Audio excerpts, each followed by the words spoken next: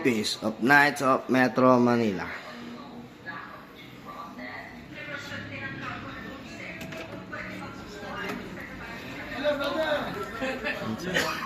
Nailip yung kumuha lang. Hello, bro? Hindi siya tumawag sa hindi time sa opisina.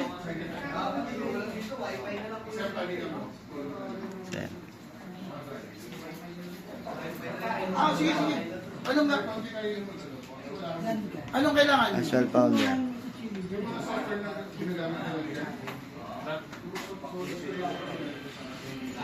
Yusef. Kap ano? Kap Ome. Gumagawa ako ng dati.